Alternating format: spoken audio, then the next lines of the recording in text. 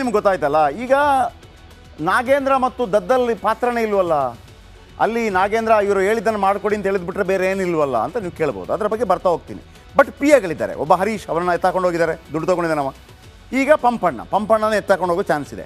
ಶಾಸಕ ಬಸವನಗೌಡ ದದ್ದಲ್ ಮಾಜಿ P A Pampanna Rathore ಮನೆ ಮೇಲೆ ಇಡಿ ಅಧಿಕಾರಿಗಳು ದಾಳಿ ನಡೆಸಿದ್ದಾರೆ. ಆದರೆ ಈ ದಾಳಿ ನಡೆಸಿದ ಬಳಿಕ ಪಂಪಣ್ಣ ಕುರಿತಾಗಿ ಒಂದಲ್ಲ ಒಂದು ಸಂಗತಿ ಹೊರಬರ್ತಾ ಇದೆ. ಅದರಂತೆ ಕನ್ನಡದ ಹೆಮ್ಮೆಯ ಕೋಟ್ಯಾಧಿಪತಿಯಲ್ಲಿ ಪಂಪಣ್ಣ ಭಾಗಿಯಾಗಿ 50 ಲಕ್ಷ ರೂಪಾಯಿ ಗೆದ್ದಿದ್ದರು ಎಂಬ ಸಂಗತಿ ಬೆಳಕಿಗೆ ಬಂದಿದೆ. ಬನ್ನಿ ಅದರ ಬಗ್ಗೆ ಹೇಳ್ತಾ ಹೋಗ್ತೀನಿ. ಭಾಳ ಸಖತ್ತಾಗಿದೆ ಇದು.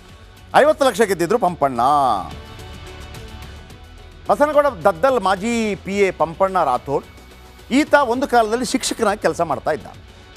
ಆಗ ಕನ್ನಡದ ಕೋಟ್ಯಾಧಿಪತಿ ಕಾರ್ಯಕ್ರಮಕ್ಕೆ ಹೋಗಿದ್ದ. ಈಗ ಅವರ ಮುಖವನ್ನು ನೋಡಿದಾಗ ಎಲ್ಲರೂ ಗೊತ್ತಾಗ್ಬೋದು 50 ಲಕ್ಷ ಗೆದ್ದಿದ್ದಾನೆ ಅಂತ. 1 ಕೋಟಿ ತನಕ ಬಂದಿರ್ತಾನೆ ಇವ. 2012ರಲ್ಲಿ ಕನ್ನಡದ ಕೋಟ್ಯಾಧಿಪತಿ ಶೋನಲ್ಲಿ ಭಾಗಿಯಾಗ್ತಾನೆ. ದಿವಂಗತ ಪುನೀತ್ ರಾಜ್ಕುಮಾರ್ ನಡೆಸ್ಕೊಡ್ತಾ ಇದ್ದಂಥ ಶೋ ಅದು.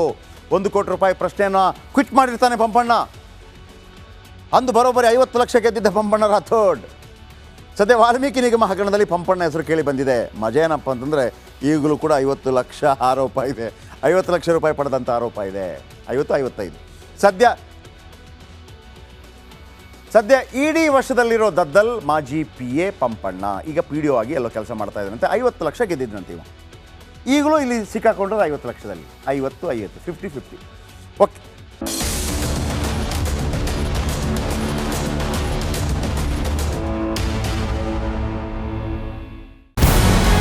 ನಮಸ್ಕಾರ, ಕರ್ನಾಟಕ ಪ್ರೈಮ್ ಟೈಮ್ಗೆ ಸ್ವಾಗತ.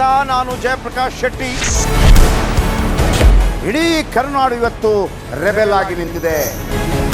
ಈ ಹಗರಣಗಳನ್ನು ಸದನದಲ್ಲಿ ಪ್ರಸ್ತಾಪ ಮಾಡಲು ಕೂಡ ಕಾಂಗ್ರೆಸ್ ಹಿಂದೇಟು ಹಾಕಿದ್ದೇಕೆ? ನಿಮ್ಗೆ ಸಂಬಳ ಅದಕ್ಕೆ, ನಿಮಗೆ ವಾಹನ ಅದಕ್ಕೆ, ನಿಮಗೆ ವೆಪನ್ ಅದಕ್ಕೆ, ನೀವು ಅದನ್ನು ಸೆರೆ ಹಿಡಿಬೇಕಾಗಿತ್ತು.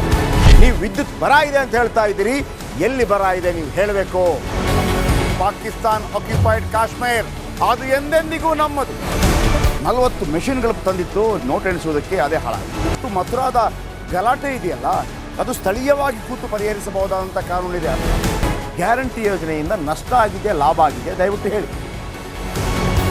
Dawood Ibrahim most wanted criminal ಯಾವಾಗಾದ ಅಂದರೆ ಇಲ್ಲಿ ತನಕ ಭಾರತ ದೇಶದಲ್ಲಿ ಓರ್ವ ದಲಿತ ಪ್ರಧಾನಿಯಾದಂಥ ಇತಿಹಾಸವೇ ಇಲ್ಲ. ರಿಪಬ್ಲಿಕ್ ವರ್ಲ್ಡ್ ಆಪ್ ಇದು ಕೇವಲ ಅಪ್ಲಿಕೇಶನ್ ಅಲ್ಲ, ಸಮಗ್ರ ಸುದ್ದಿಗಳ ಸಂಪರ್ಕ ಮಾರ್ಗಕ್ಕೆ ಕ್ರಾಂತಿಕಾರಿ ಬದಲಾವಣೆ.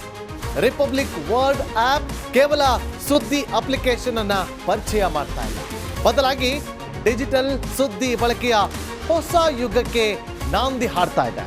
ಇದೊಂದು ಬ್ರೇಕಿಂಗ್ ನ್ಯೂಸ್, ಪ್ರಭಾವಶಾಲಿ ಕಾರ್ಯಕ್ರಮಗಳಿಗೆ ಗಟ್ಟಿಯಾದ ವೇದಿಕೆ. ರಿಪಬ್ಲಿಕ್ ವರ್ಲ್ಡ್ ಅಪ್ಲಿಕೇಶನ್ ಈಗ ಲೈವ್ ಆಗಿದೆ. ಗೂಗಲ್ ಪ್ಲೇ ಸ್ಟೋರ್ ಮತ್ತು ಆಪಲ್ ಆಪ್ ಸ್ಟೋರ್ ಎರಡರಲ್ಲೂ ಲಭ್ಯವಿದೆ. ಈಗಲೇ ಡೌನ್ಲೋಡ್ ಮಾಡಿ.